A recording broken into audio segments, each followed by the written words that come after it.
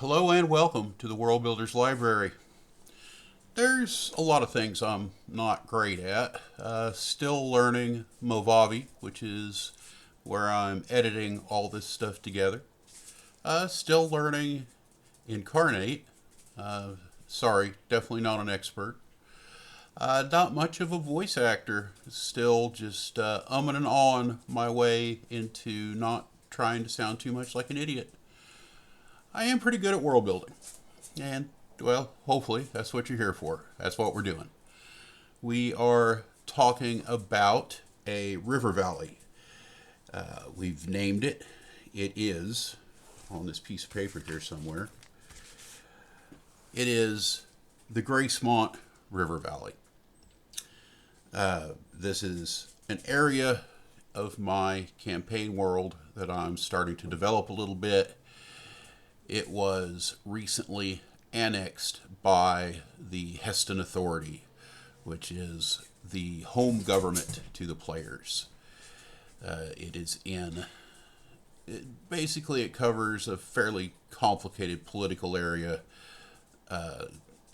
geographically known as the London Vale. It includes a number of individual states. It's something of a federation. There's a nobility.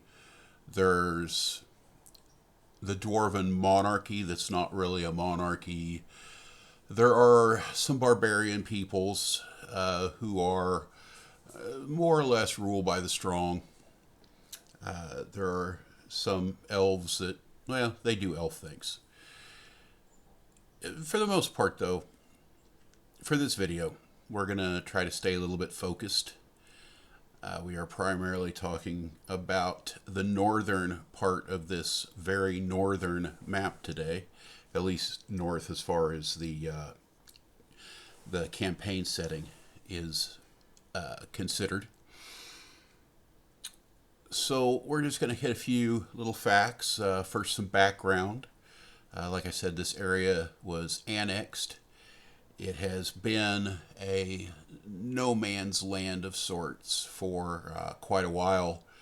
The northern governments and Heston have been involved in a few wars, and at the end of the last one, it was decided that this area should not be ruled over by either of the governments. That it should be left open so that they don't bump up against each other too much.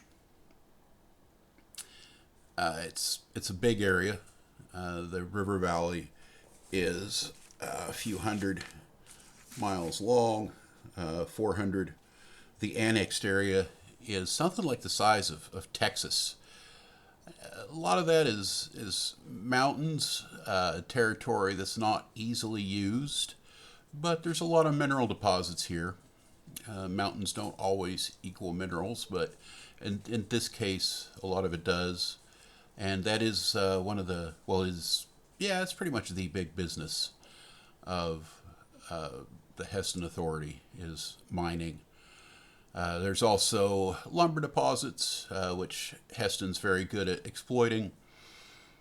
And this puts them closer to an ocean that does help their trade. It's not a huge deal, but it's nice. And there's a lot of details involved there, but that's outside the purview.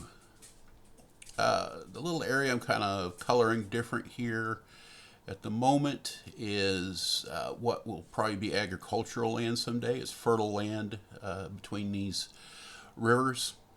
I may add some spiritual reason for that, maybe or spiritual or magical, maybe elementals, maybe something has happened here in the past history. But this is all potential farmland. It is more fertile than most of the surrounding area. So, my little half script here. One of the first things I mentioned here was these little towers that you see from place to place.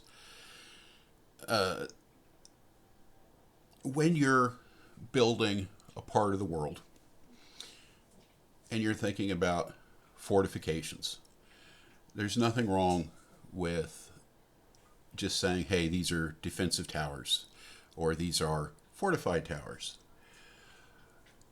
And you never want to overwhelm your players with, by handing them a whole glossary.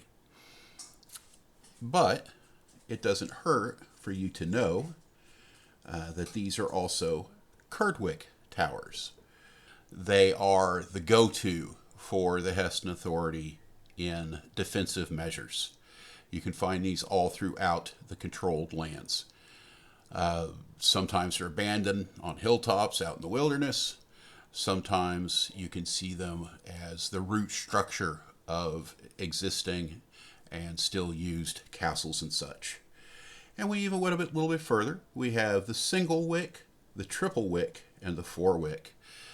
These are all referring to the number of cylindrical towers, and in all cases, they're enclosed to create a big, strong tower structure. The river itself, which we have also named, I've honestly probably named it several times, but the main river is the Rife River. And it is not navigable within the old confines of the Hessian Authority. It's great for river rafting. It's great for fishing. It is not great for any useful form of mass transportation. Now, that changes at the location that we have now, the foundation city of Northminster. That is meant to be the major population zone of this region, although they're pretty much starting from scratch. Below Northminster, you could sail fairly significant ships, enough to move military troops, units, enough to move freight. Now, down at the fort, it is even wider and pretty much any kind of what you think about as river traffic goes. You can move much heavier transports. You can move lumber. You can move ore. The fort area is certainly going to be built up over time, but it is a defensive border. They don't want, they don't want anything vital up there that could potentially be threatened. So the civilian activities are mostly going to be down around the town, future city, hopefully, of Northminster. This is all construction. The town is probably being built quicker.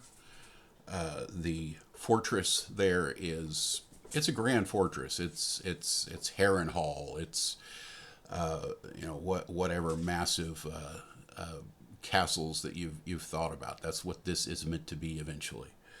And it's a 20-year project. They know they're not getting it done fast, even with magic and magical beasts that they have access to. Eventually, it's going to be the home to a lot of cavalry for these northern areas that are flatter than the Heston area. Now, as usual, I talk slower than I have time to talk in. But I have carried most of the main points. Now, throughout this valley, you're losing elevation on your way to the north. By the time you get beyond Northminster, the land is getting close to sea level norms. Just a few hundred to maybe a max of 1,000 feet above sea level.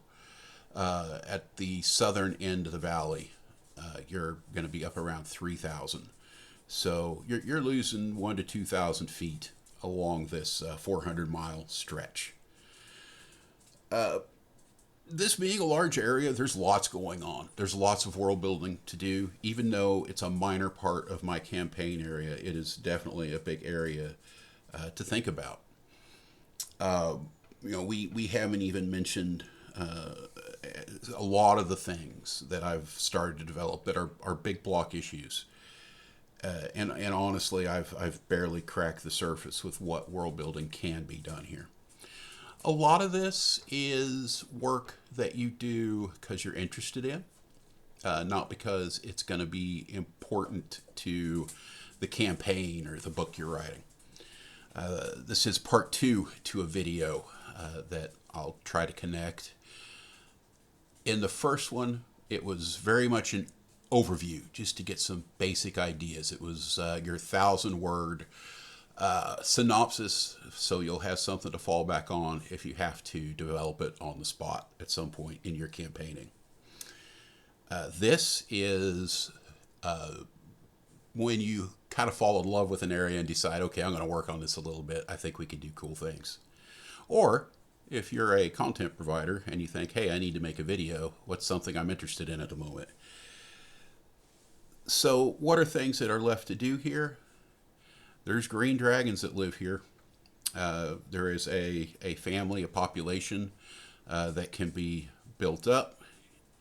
There is also a lot of NPCs moving in. Some of them are people that have lived around the area. Some of them are, folks that have been moved in. Most of them are folks that have been moved in. There's new nobility. There's military leaders. And these are military leaders that don't come from a world with a high military tradition or big background. These are people that are coming in and kind of forging a new way of new ideas and military concepts for their region. In some ways, they are using the old, mimicking neighbors, but also forging new ideas and fusing the two. And I believe, if I've timed this out right, that this is going to be the end of the video. And I hope you've enjoyed it. I value all of you. And I'm glad that you were here. If you like this style of video, the map making, the me talking over it, I've had success with these before. Let me know if this is something you like. It's way unscripted. It's a lot of blabbering and blobbing. But overall, I think it's an interesting way to do this kind of work. But I could be wrong. Let me know what you think. I hope you all have an absolutely wonderful rest of the day. Cheers.